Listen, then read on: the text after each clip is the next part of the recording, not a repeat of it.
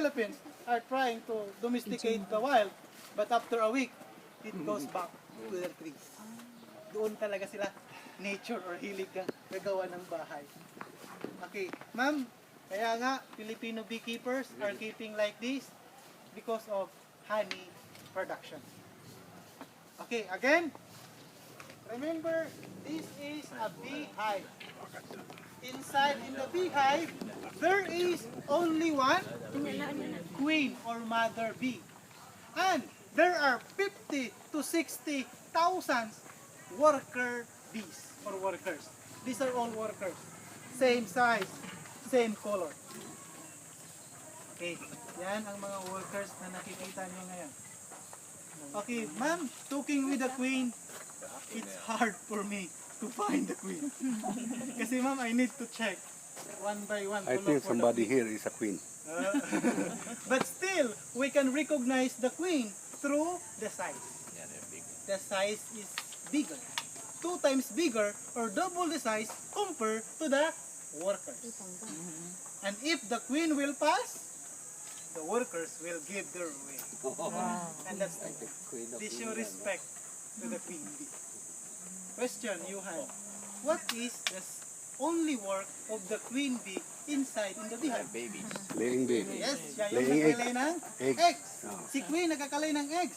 1,500 to 2,000 eggs per day. If the queen is healthy. If the queen eats a lot of food. Another question. What is the special food of the queen? Nectar. Sir, Nectar. she doesn't eat nectar from Oh. the flower. Oh yeah? And she doesn't eat pollen from the pollen grains of the flower also. Okay. But ma'am, very good, sir.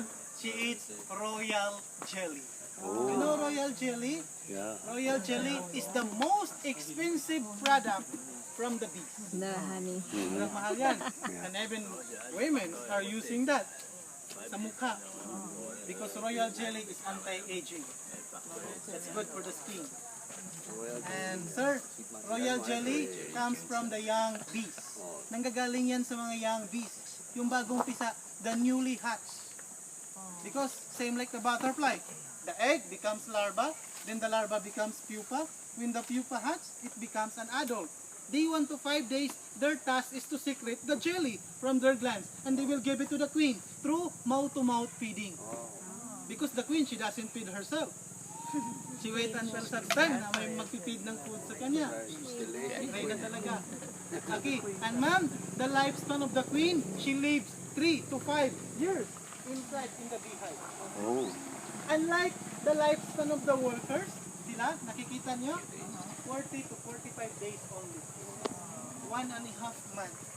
Why? Because from the word worker, they work so hard. All the duties, the responsibilities inside in the beehive done by the workers. And the most important thing to remember, all workers are male or female. Choose one. Sir, no. They are all female. Again and again, girl power inside in the beehive. Babae yung nag-work. Question, where are the male bees? Male bees are called drones. Yeah. Marami kasi sila kami. Drones ang tawag. Kasi kung isa pa lang, king. Kasi nandiyan yung queen. Okay, marami sila, drones. Drones are male bees. And they are lazy bees. Mga tamad ang lalaki. They don't know how to work. What is their work? They are good only for mating, reproduction. And ma'am, for the information, the queen bee is polygamous in nature. Maraming lalaki ang makipag-mate sa kanya. But sad to say, after mating, what will happen? They Die. will die. Kawawa naman yung mga lalaki. Okay, yan lang talaga yung purpose nila. After mating, patay. But ma'am, kusa silang namamatay. Just die naturally or natural death. They are not the same compared to the praying mantis. You know praying mantis? After mating, female kills and eats the male after. Like widow and spiders. Ganon sila. But ang lalaking bubuyog, kusa lang silang namamatay.